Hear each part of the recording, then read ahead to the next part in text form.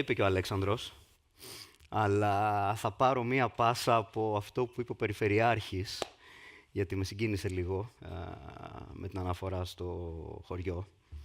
Και όσοι παρακολουθείτε τα social media που έχουμε στο Instagram και στο LinkedIn, το Zagori Forum, θα έχετε δει ότι αύριο έχουμε ένα retreat.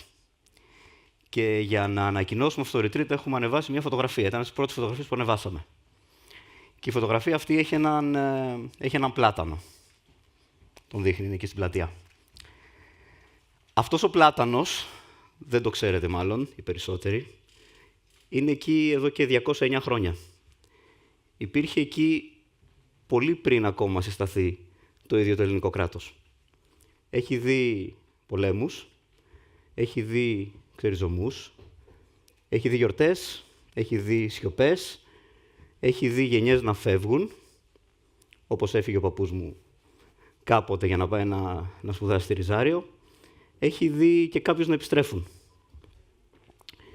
Και αυτό το δέντρο δεν είναι απλά ένα κομμάτι του ζαγορίσιου τοπίου. Είναι μια πραγματικά ζωντανή απόδειξη ιστορικής μνήμης, διαχρονικότητας και ανθεκτικότητας. Και καμιά φορά όταν είμαστε στο χωριό, γιατί πηγαίνουμε συχνά, σκέφτομαι εγώ. Και το συζητούσαμε και με τον Αλέξανδρο όταν ξεκινήσαμε να ετοιμάζουμε αυτή την ιδέα. Τι είναι αυτό που χτίζουμε εμείς και θα έχει πραγματική αξία, όχι σε 200 χρόνια, όσο είναι ο Πλάτωνας, αλλά σε 20 χρόνια από τώρα. Και αυτός είναι ο βασικός λόγος, νομίζω, που μας φέρνει σήμερα εδώ. Είναι αυτή η σκέψη, ο βασικός λόγος που καθίσαμε, δουλέψαμε και ιδρύσαμε αυτό το φόρουμ, δημιουργήσαμε αυτή την πρωτοβουλία.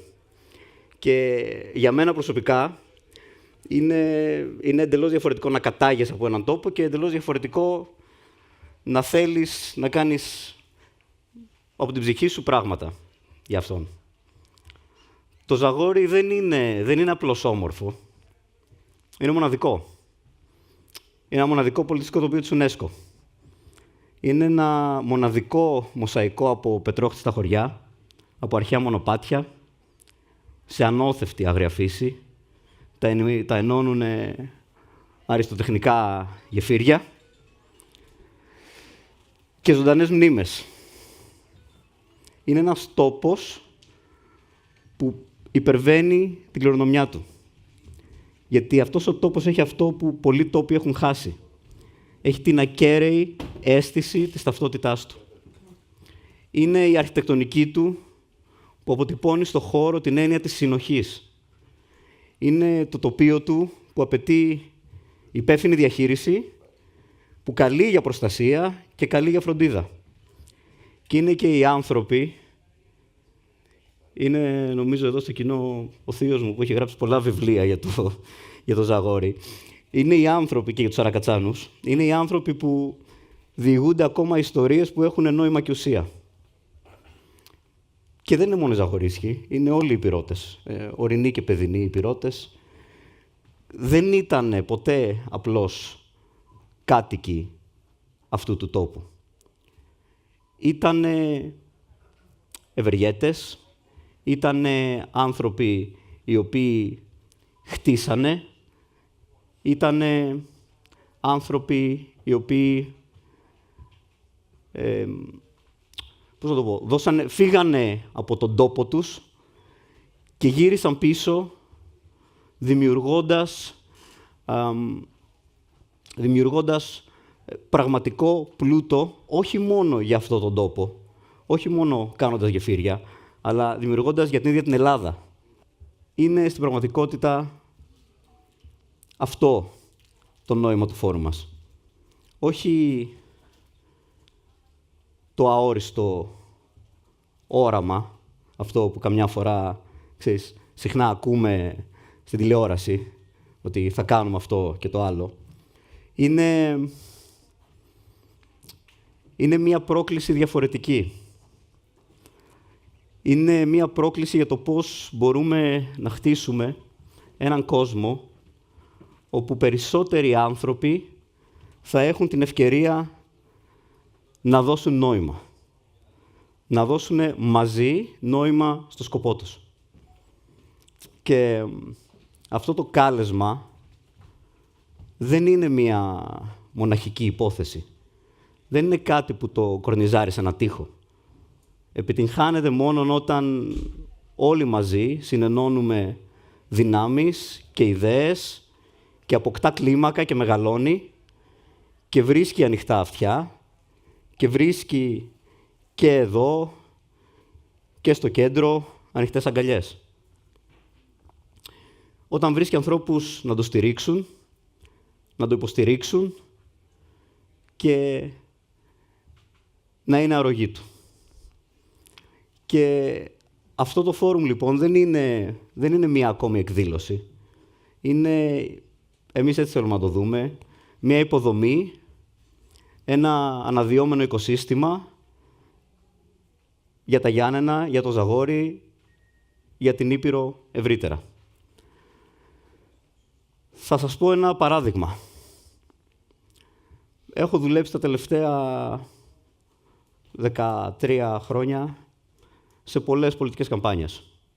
Κυρίως στην Ευρώπη, λίγο στην Ασία, λίγο στην Αφρική. Και αυτό το έχουν ζήσει σίγουρα και όλοι οι βουλευτές, δήμαρχοι, ο περιφερειάρχης, όσοι στο κοινό έχουν κάνει εκλογές. Φανταστείτε ότι μπαίνετε σε ένα επιτελείο εκλογικό, μια εβδομάδα πριν από τις εκλογές. Τι γίνεται? Δεν ξέρω πόσοι από εδώ το έχουν κάνει, αλλά είναι ένας πανικός. Είναι φάκελοι, είναι επιστολές, είναι ετικέτες, είναι άνθρωποι, χέρια που δουλεύουν πυρετοδός, κλείνουν φακέλους, βάζουν ψηφοδέλτια μέσα και είσαι εκεί και σε μία γωνία είναι ένας τύπος. Λοιπόν, και κλείνει φακέλους. Βάζει ψηφοδέλτια, βάζει επιστολές, κλείνει φακέλους. Είναι κουρασμένος, είναι λίγο εκνευρισμένος ίσως. Του λες, τι κάνεις εδώ? Σου λέει, δεν κάνω κάτι, βάζω επιστολές μέσα σε φακέλους. Παραδίπλα είναι μια γυναίκα. Κάνει ακριβώς την ίδια δουλειά. Είναι συγκεντρωμένη, είναι ζωντανή, ακτινοβολή. Και του ρωτάς, τι κάνεις εδώ? Σου λέει, βοηθάω να αλλάξει η μοίρα της χώρας μου.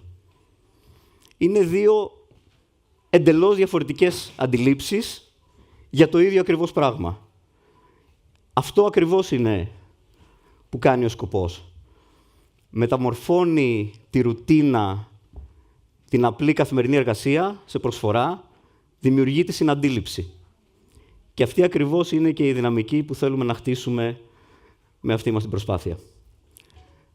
Μια δυναμική όπου κανείς δεν κάθεται σε ένα πάνελ απλώς σήμερα, κανείς δεν παρακολουθεί απλώς μία από τις συνεδρίες, ένα από τα sessions που έχουμε, αλλά μια προσπάθεια που όλοι μαζί χτίζουμε κάτι που θα έχει πραγματική σημασία. Είναι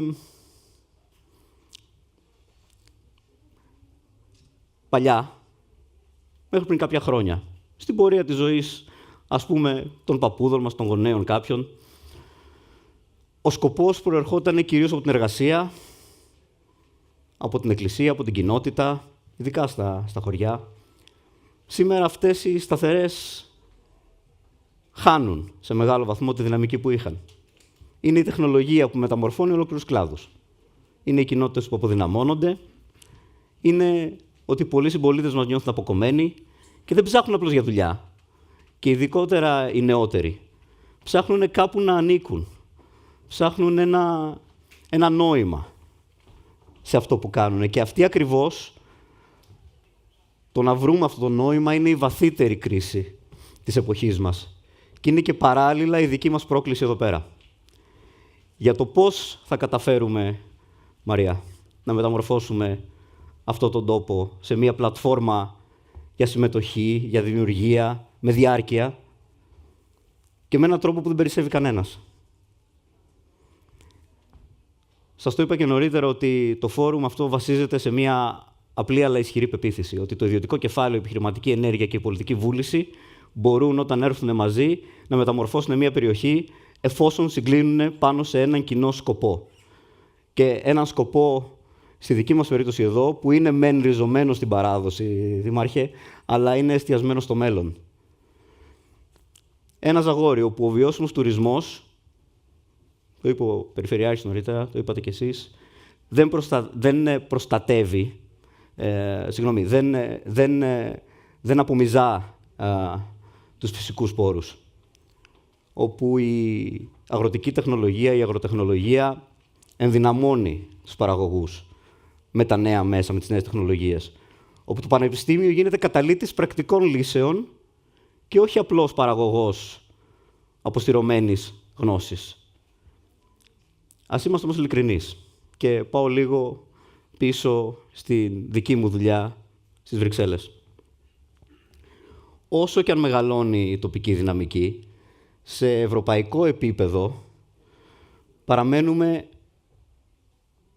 παγιδευμένοι. Υπάρχει γραφειοκρατία, υπάρχει κατακαιρματισμός, υπάρχουν εθνικά silos, αν θέλετε. Αυτό το ξέρουν όλοι όσοι έχουν είτε startups, είτε funds, είτε VCs εδώ πέρα, που κάνουν την καινοτομία πολύ πιο δύσκολη από όσο θα έπρεπε. Θα σας δώσω ένα παράδειγμα. Μια ευρωπαϊκή startup που θέλει να επεκταθεί στην ενιαία αγορά δεν έχει να αντιμετωπίσει ένα ενιαίο κανονιστικό πλαίσιο. Ο Ευρωβουλευτής αυτό το ξέρει πολύ καλά. Έχουμε 270 εθνικές ρυθμιστικές αρχές. Αυτό δεν είναι βιώσιμο. Είναι αυτοί οι περιορισμοί και αυτή η υπερρύθμιση ένας βασικός λόγος που μένουμε τόσο πίσω και από την Αμερική. Το τίμημα σε χρήματα είναι ένα 10% περίπου στο συλλογικό μας ΑΕΠ. Το είπε η πρόεδρος της Κομισιόν της προάλλες, η Ursula von der Leyen. Δεν την έχουμε αυτή την πολυτέλεια. Και ναι, κάνει η Ευρωπαϊκή Ένωση βήματα. Προσπαθεί να βάλει μια τάξη στο χάος. Υπάρχουν τα λεγόμενα, εμείς τα λέμε τα omnibus regulations. Αλλά το πραγματικό πρόβλημα δεν είναι απλώς η υπερρύθμιση. Είναι ότι τις περισσότερες φορές η ρύθμιση προηγείται της καινοτομίας. Είναι, το λέω καμιά φορά, γιατί το συζητάμε και μεταξύ μας πάρα πολύ, είναι το πιο σύντομο ανέκδοτο για την ανταγωνιστικότητα της Ευρώπης αυτό. Ότι η Αμερική καινοτομεί, η Κίνα αντιγράφει, η Ευρώπη νομοθετεί και ρυθμίζει. Λοιπόν, αυτό νομίζω ότι όλοι εδώ πέρα συμφωνούμε ότι είναι η ώρα να αλλάξει. Για να καταφέρουμε να κάνουμε την Ευρώπη και την Ελλάδα και τις περιφέρειες πρωτοπόρους. Και αν μου επιτρέπετε, εγώ νομίζω ότι δεν χρειάζεται να ξεκινήσουμε τις Βρυξέλλες, δεν και καλά. Μπορούμε και από εδώ.